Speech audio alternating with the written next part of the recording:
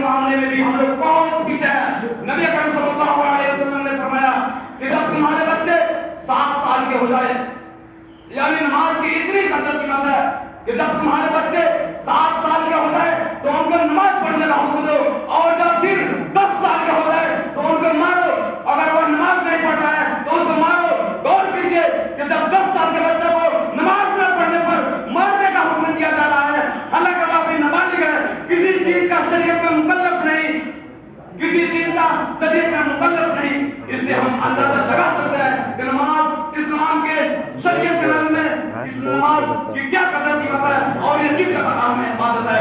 اسی لیے آج سے ہم لوگ یہ ٹھان لیں کہ انشاءاللہ تعالی نماز کے معاملے میں کوئی کوتاہی نہیں کریں گے. ہمارے یہ بچے یعنی نوجوان لوگ بھی اور بوڑھے اور سب بچے، ان لوگ سے بھی میری طرف سے تہہ دل سے مبارکبادی دیتا ہوں کہ آپ لوگ نماز اور ہم لوگ بھی نماز کے معاملے میں کوتاہی نہ کریں. نماز ایک ایسی واحد عبادت ہے جو نبی اکرم صلی اللہ علیہ وسلم کے آنکھوں کی ٹھنڈک ہے.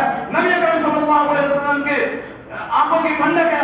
اور پھر نماز ایک وہی عبادت ہے، ایک واحد عبادت ہے جو مسلمان اور کافر کے درمیان فرق کرنے والی چیز ہے.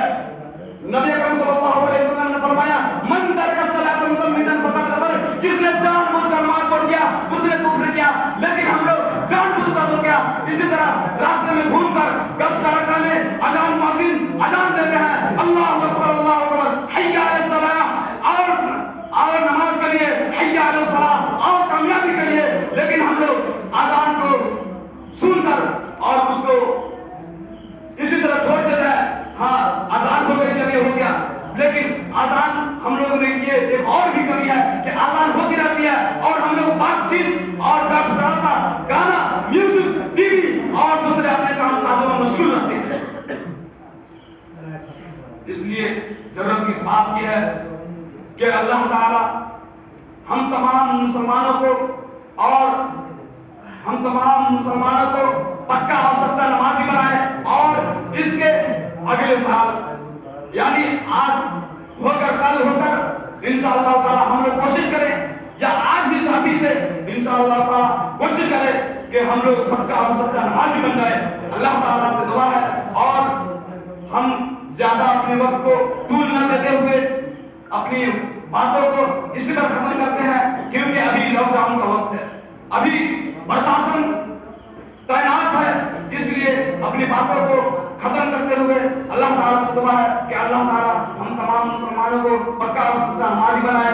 اور پھر تہہ دل سے آپ سب کو مبارکبادی دیتا ہوں.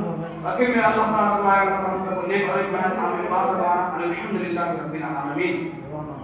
اسلامک چینل AA کو سبسکرائب کریں اور ساتھ ہی بیل آئیکن کو دبانا نہ بھولیں.